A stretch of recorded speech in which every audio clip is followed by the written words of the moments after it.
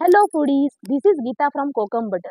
As I promised you, today we will see how to make Rash Shirwale in traditional way with traditional atmosphere and traditional look. या आयदानात आम्ही खामान मारून घेतलेला असा. खामान मारल्यामुळे ह्या आयदान चुलीवर ठेवल्यावर काळा पडूचा नाही. या आयदानात आम्ही आता पाणी तापत ठेवूया.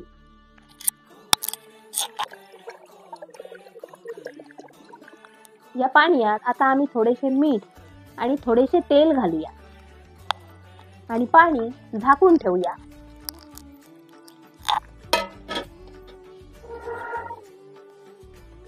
आता आम्ही शिरवाळ्यांचा पीठ मळून घेऊया. शिरवाळ्यांसाठी आम्ही या बेळ्याच्या तांदळाचा पीठ घेतलेला असा. बेळ्याच्या तांदळाच्या पिठाचे शिरवाळे चवीत खूप छान लागतात. तर ह्या असा पीठ घेऊचा आणि त्याच्या चवीप्रमाणे थोडासा मीठ घालून घेऊचा आणि गरम पाण्यात ह्याचो घटसर गोळो करूचो.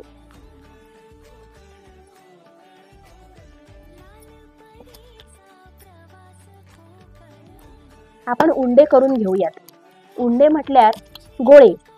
हे उंडे उकळत्या पाण्यात सोडू हये.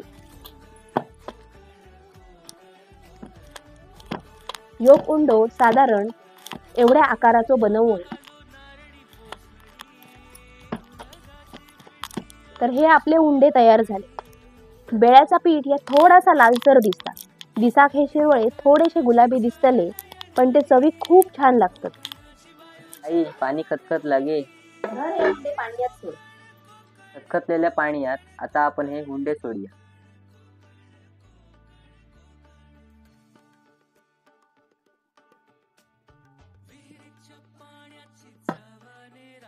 उंडे शिजासर आपण या पाण्यात उकळून घेऊया. उंडे शिजल्यार आपोआपच ते पाण्याच्या वर तरंगूक लागतले. ह्या आपल्या कोकणातला अमृत फळ म्हणजेच नारळ. तर आज आपण या नारळापासून अमृतासारखं गोड रस तयार करूया. तर आपण आता फोडूया.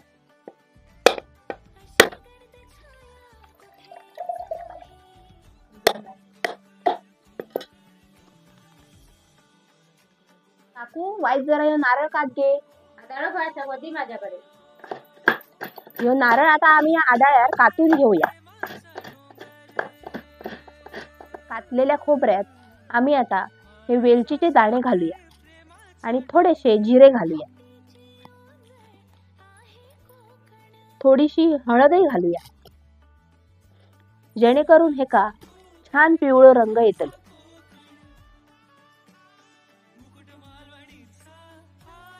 आता आपण गूळ कातून घेऊया. गूळ आपल्या चवीप्रमाणे रसात घालूचा. जास्त गोड ज्यांका आवडता त्यांनी जास्ती घालूचा, कमी गोड ज्यांका आवडता त्यांनी कमी घालूचा. ह्यो आमच्या कोकणातलो पारंपरिक पाटो आणि वरवंटो. ह्यो आता आम्ही स्वच्छ धुवून घेऊया.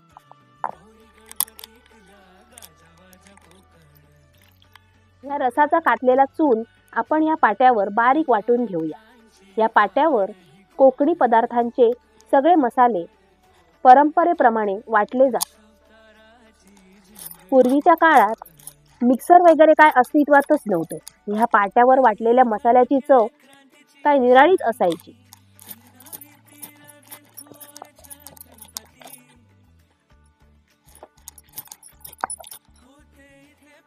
ह्या आमचा कातलेला गूळ. ह्याच्यात आता आम्ही वाटलेल्या चुनाचो रस गाळून घेऊया.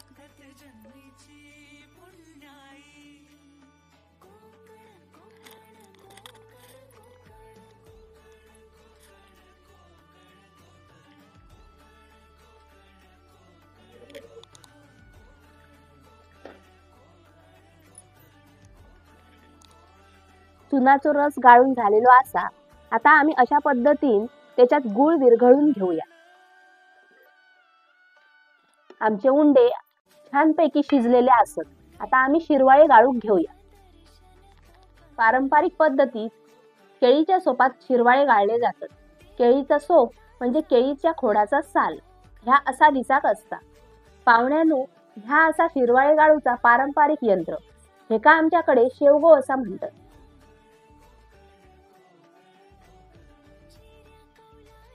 आता आम्ही शिरवाळे गाळून घेऊया.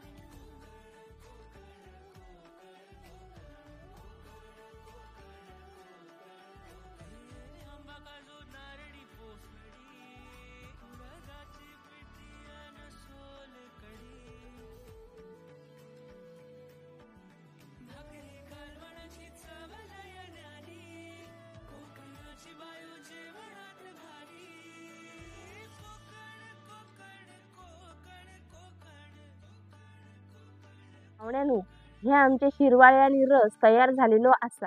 ह्यो रस असो शिरवाळ्यांवर घालूचो आणि शिरवाळ्यांचो आस्वाद घेऊचो.